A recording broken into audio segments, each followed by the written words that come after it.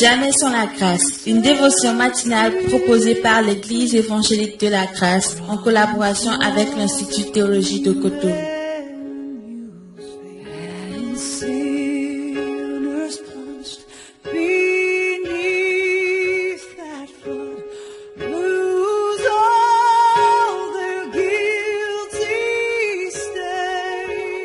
Bonjour chers amis, chers internautes, nouvelle journée, bienvenue dans la nouvelle dévotion du jour. Précieux Jésus, nous te rendons grâce parce que chaque jour c'est un don venant de toi et nous croyons encore à tes provisions pour que cette journée soit une réussite. Merci de nous parler en ton nom précieux Jésus. Amen.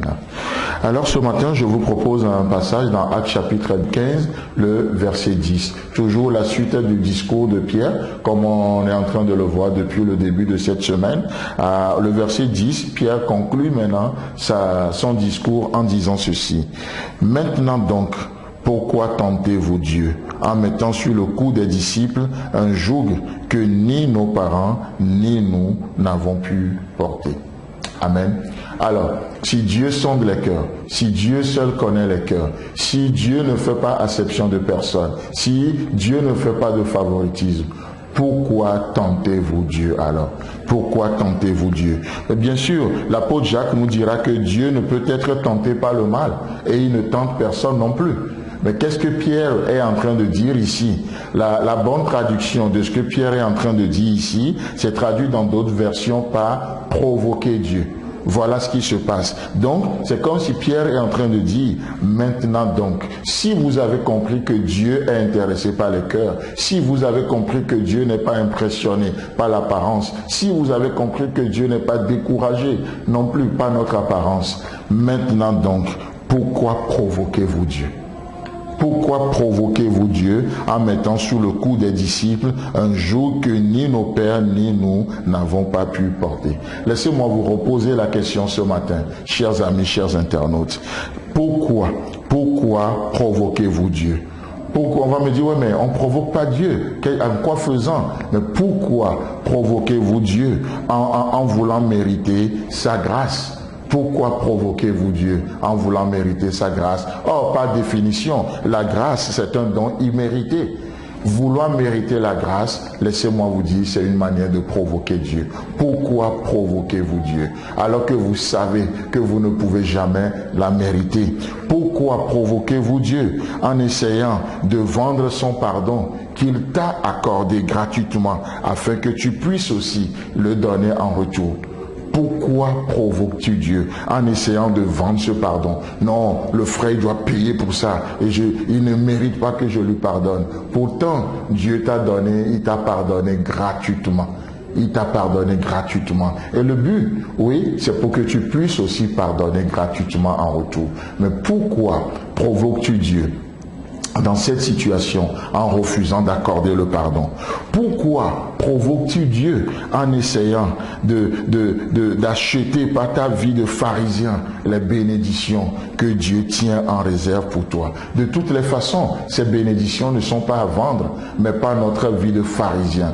Oh, tellement de fois on provoque Dieu parce qu'on essaie d'acheter ses bénédictions. Mais Dieu ne les vend pas. Comme l'a dit quelqu'un, oh, Dieu est trop riche pour vendre. Il est trop riche pour vendre. C'est pourquoi il décide de donner. Et même si Dieu décidait de vendre, l'humanité est trop pauvre pour acheter de la main de Dieu. Mais pourquoi provoquons-nous Dieu? Pourquoi provoques-tu Dieu par ta vie de pharisien en essayant d'acheter les bénédictions de Dieu?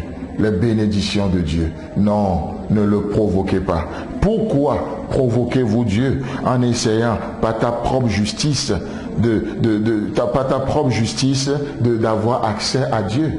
Non, on ne peut pas. Notre propre justice, vous savez quoi? C'est une sale justice. Et la Bible déclare que c'est un vêtement souillé devant Dieu. C'est un vêtement souillé devant Dieu. Laissez-moi vous dire, chers amis, chers internautes, alors que nous rentrons dans cette journée, avec quelle pensée allons-nous rentrer dans la journée? Élever nos pensées, élever nos émotions au même titre que la parole de Dieu, c'est provoquer Dieu. Parce que la parole de Dieu est notre cadre de référence. Notre cas de référence, c'est la parole de Dieu. Ce ne sont pas nos émotions, ce ne sont pas nos ressentis, ce n'est pas la philosophie de l'homme, mais le cas de référence, c'est la parole de Dieu. Oh, j'aimerais juste nous encourager ce matin à nous référer à Dieu, à nous référer à sa parole, pour que cette journée soit une réussite totale pour nous, au nom de Jésus. La Bible déclare dans Proverbe 24, le verset 16, 7 fois le juste tombe et 7 fois il se relève. Mais pourquoi provoques-tu Dieu en pensant que c'est trop, tu ne peux plus te relever? C'est une manière de provoquer Dieu. Lorsqu'on ne pratique pas la repentance, lorsqu'on ne rebondit pas, lorsqu'on ne se saisit pas de la grâce de Dieu pour aller de l'avant, c'est une manière de provoquer Dieu. Vous savez pourquoi? Parce que là, nous serions en train de mettre nos émotions au-dessus de la parole de Dieu, notre propre pensée au-dessus de la parole de Dieu, notre propre justice, qui n'est rien d'autre qu'une sale justice, nous la mettons au-dessus de la parole de Dieu. Alors, chers amis, chers internautes, s'il vous plaît, ne le provoquez pas. Amen. C'est tout le temps que nous avons. Si vous avez aimé cette dévotion, parlez-en à vos amis. Parlez-leur du message de la grâce et de ce qu'il fait dans vos vies. Pour un sujet de prière, une question ou plus d'informations, contactez-nous. Téléphone 64 88 35 87 ou 96 42 69 05 ou par WhatsApp au 94 75 80 20.